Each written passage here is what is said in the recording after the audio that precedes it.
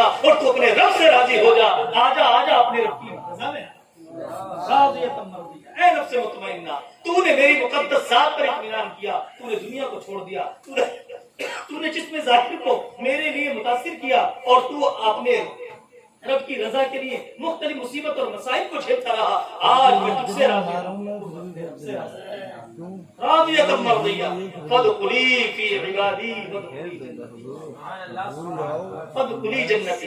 تو میرے ان محبوب بندوں میں, غوث پاک کی جماعت میں, غریب نواز کی جماعت میں, صابر پاک کی جماعت میں, مخدوم پاک کی جماعت میں, مخدوم سمنانی کی جماعت میں, مخدوم بہاری کی جماعت میں, مجدد الفسانی کی جماعت میں, مجدد اعظم ہند سرکار سیدنا غوث الاعظم کی جماعت میں شامل, سرکار امام احمد رضا خان کی جماعت میں شامل ہو جا. راضیۃ مرضیہ فادخلی فی عبادی, میرے ان بندوں میں داخل ہو جا. وادخلی جنتی, اور دروازہ آگے جنت کا.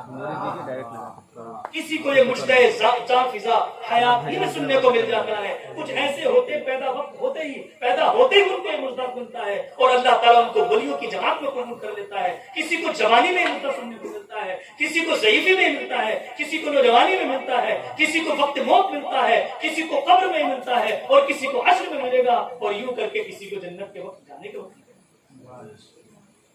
درجات الگ الگ ہوتے ہیں. میری عقیدت اور محبت کہتی ہے کہ ہمارے مفتی عبدالعلیم کو اللہ تعالیٰ نے درجہ موت کے وقت عطا فرمایا,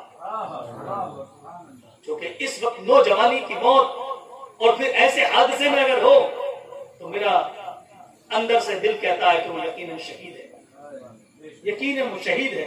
اور شہید زندہ ہوتا ہے, اور شہید زندہ ہوتا ہے, اور زندے سب حضرت امام حسین کی جماعت میں.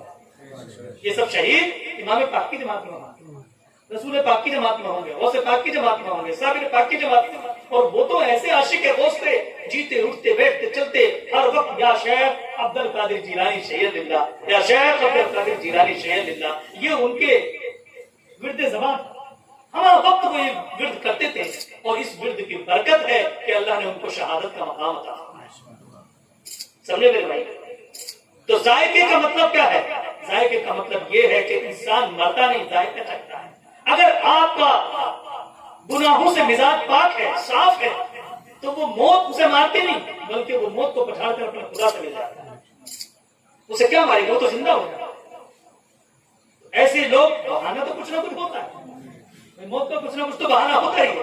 کسی کو ٹھوکر لگتی ہے انتقال ہوتا ہے, کسی کو چھوٹی سی بیماری ہے انتقال کرتا ہے, کسی کو ہارٹ اٹیک ہوا ہے انتقال کر جاتا ہے.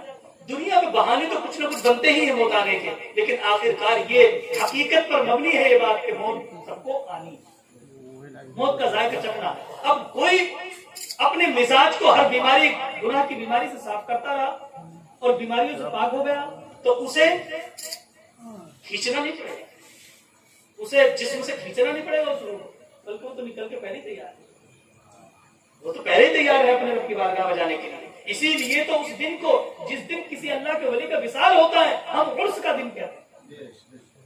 عرس کا دن کیوں کہتے ہیں؟ کہ اس دن وہ اپنے محبوب حقیقی سے ملنے جاتا ہے. اور جب یہ وصال یار ہوتا ہے تو اس دن خوشی میں اللہ تبارک و تعالی, اللہ کی رحمت, اللہ تبارک و تعالی کی رحمت, جب کسی اللہ کے ولی کا وصال اس کی بارگاہ میں ہوتا ہے تو اللہ کی رحمت اس کے صدقے میں مانگنے والوں کے لیے جو مانگتے ہیں انہیں بھی اس دن کو عطا کر دیا ہے. اسی لیے وصال کے وقت پر ہی بالکل ٹائم ٹو ٹائم, جس ٹائم انتقال ہوتا ہے اسی وقت کا فاتحہ کھانی, اسی وقت میں 2:30 2:35 کہ فلاں بزرگ کا وصال ہوا, اس وقت میں فاتحہ ہوگی.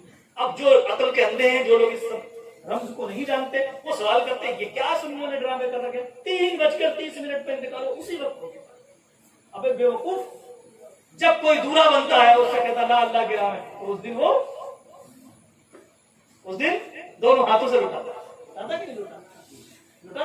ہم اپنے بچے کی شادی کرتے ہیں, اپنی بیٹی کی شادی کرتے ہیں, اپنی بہن کی شادی کرتے ہیں, اپنے بچوں کی شادی کرتے ہیں, تو اس دن کیا ہوتا ہے کہ ہم ہر چیز لٹاتے ہیں. یہ دنیا میں خوشی ہے, اور جب وہ خوشی حقیقی خوشی میں جس دن, تو اس وقت کو جو دنیا میں گندی موت مرا, جو غلط موت مرا, جو دنیا میں گناہ کی موت مرا, تو یقیناً وہ تو جو مرا تو سمجھ لیجیے اس کے لیے وہ عذاب ہی عذاب ہے. لیکن جب کوئی نیک بندہ جاتا ہے تو وہ وقت ایسا ہوتا ہے کہ اللہ اس ولی کو ایسے درجات سے نوازتا ہے کہ اس کے وسیلے سے اگر مانگا جائے, اس وقت میں مانگا جائے, تو وہ بھی قبول ہو جاتا ہے. میں ایک بار ایک دن کا واقعہ آپ کو بتاؤں.